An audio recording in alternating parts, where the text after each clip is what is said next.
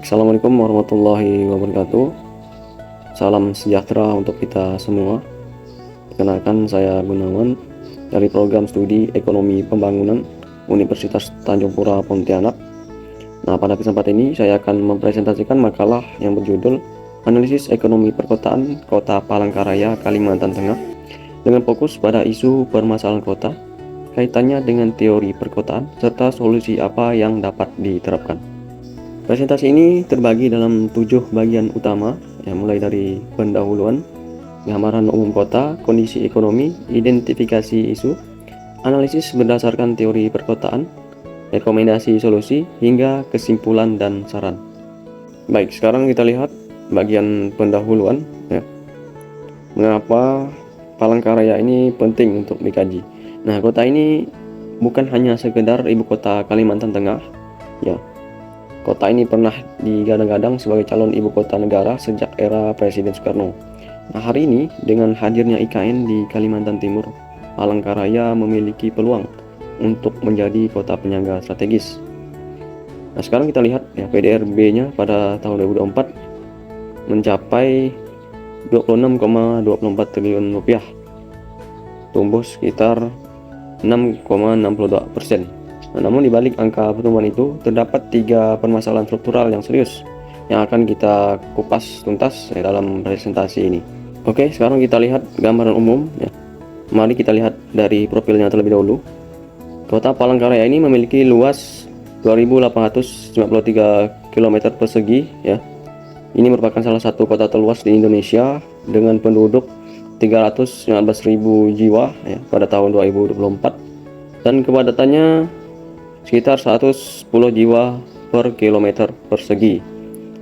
Nah, yang menarik dari 5 kecamatan yang ada, Kecamatan Jekang Raya menampung lebih dari 51% penduduk kota. Nah, padahal luasnya hanya 13% dari total wilayah. Nah, sementara itu Kecamatan Rakumpit yang mencakup 38% luas kota hanya dihuni sekitar 4% penduduk. Nah, ini adalah gambaran awal dari ketimpangan yang sangat nyata. Nah, sekarang kita lihat kondisi ekonomi kota. Nah, dari sisi ekonomi, pertumbuhan kota ini cukup konsisten. Namun jika kita lihat struktur sektornya, sektor administrasi, pemerintahan, dan perdagangan mendominasi hampir 37% dari PDRB. Nah, artinya mesin ekonomi kota ini sangat bergantung pada pengeluaran pemerintah dan aktivitas perdagangan yang bersifat konsumtif. Nah, bukan dari industri produktif yang menciptakan nilai tambah yang besar. Sektor industri pengolahan hanya berkontribusi sekitar 9%. Ini menjadi celah serius yang perlu diatasi. Berikutnya, identifikasi isu dan permasalahan kota. Nah, berdasarkan data dan kajian literatur, saya mengidentifikasi ada 3 isu utama. Pertama, ada ketimpangan infrastruktur. Pembangunan itu hanya terkonsentrasi di pusat kota, sementara Kecamatan Rakumpit yang terluas justru paling minim fasilitas. Isu yang kedua, ketergantungan ekonomi pada sektor konsumtif yang membuat kota ini rentan terhadap pemangkasan anggaran pemerintah pusat. Lalu isu yang ketiga, urbanisasi. Nah, urbanisasi ini tidak terkelola, akibatnya pemukiman menjadi kumuh, banjir di pesisir Sungai Kahayan, dan kebakaran lahan gambut. Nah, ini tahun 2023 kebakaran telah menghabiskan hutan sebanyak 3.000 hektar lebih. Ini lonjakan luar biasa dari hanya 31 hektar pada tahun 2022. Nah, slide berikutnya analisis isu. Nah, ini yang menarik Nah, jika kita dalami masing-masing isu tadi untuk ketimpangan infrastruktur, data kepadatan penduduk menunjukkan Kecamatan Pahandut yang mencapai 712 jiwa per kilometer persegi. Nah, sementara Rakumpit hanya 13 jiwa per kilometer persegi. Nah, ini kesenjangan diperparah oleh tantangan teknis, terutama konstruksi di atas lahan gambut yang biayanya bisa 2 hingga 3 kali lebih mahal. Nah, untuk ketergantungan ekonomi hasil analisis location question LQ dari Harati 2023 mengkonfirmasi bahwa basis ekonomi kota ini sangat sempit. Tidak ada sektor produksi berorientasi ekspor yang kuat. Nah, urbanisasi permukiman membuat lingkungan jadi kumuh ya di sekitar Sungai Kahayan hingga mencemari sumber air. Sementara kebakaran gambut mengancam ekosistem yang membutuhkan ratusan tahun untuk pulih kembali. Nah, sekarang kita lihat ya keterkaitan teori. Nah, ketiga isu tadi ya dapat dijelaskan melalui 3 teori perkotaan. Pertama ada growth fall theory ya dari Verox, menjelaskan mengapa manfaat pembangunan itu tidak menyebar dari Jekan Raya ke kecamatan lain karena tanpa intervensi yang aktif. Nah, kutub pertumbuhan cenderung hanya menyerap, bukan menyebar.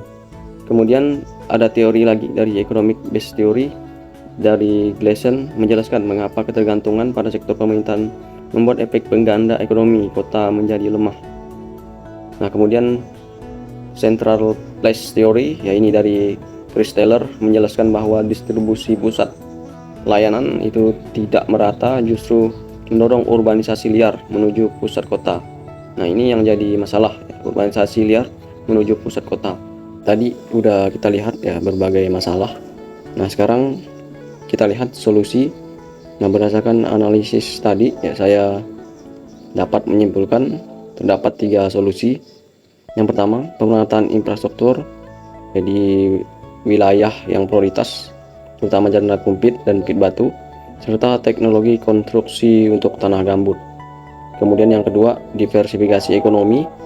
Nah, ini maksudnya mengembangkan ekonomi wisata ya, khususnya di daerah Sungai Kahayan sebagai sektor basis baru. Nah, jadi pengelolaan berbasis bahan baku lokal seperti rotan dan madu ini dapat didukung kawasan industri dengan insentif fiskal. Kemudian yang ketiga, tata kelola urbanisasi, program urban kawasan yang kumuh tadi, sehingga pengembangan pusat pertumbuhan baru di kecamatan pinggiran dan pemberdayaan masyarakat adat Dayak dalam pengelolaan gambut. Nah, untuk kesimpulannya, ya, Kota Palangkaraya ini tumbuh secara ekonomi namun menghadapi 3 tantangan struktural yang saling berkaitan. Ketika teori perkotaan memberikan landasan yang kuat untuk memahami akar masalah sekaligus merancang solusi. Nah, saran utama saya, pemerintah kota perlu menyusun master plan ya, infrastruktur yang merata, mendiversifikasi ekonomi berbasis potensi lokal, dan penelitian lanjutan dengan metode kuantitatif seperti LQ dan shift share. Nah, ini sangat diperlukan untuk analisis yang lebih presisi. Nah, demikian ya presentasi yang dapat saya sampaikan. Semoga makalah ini dapat memberikan kontribusi yang berarti dalam memahami dinamika ekonomi perkotaan khususnya Kota Palangkaraya. Sekian yang dapat saya sampaikan. Terima kasih. Wassalamualaikum warahmatullahi wabarakatuh.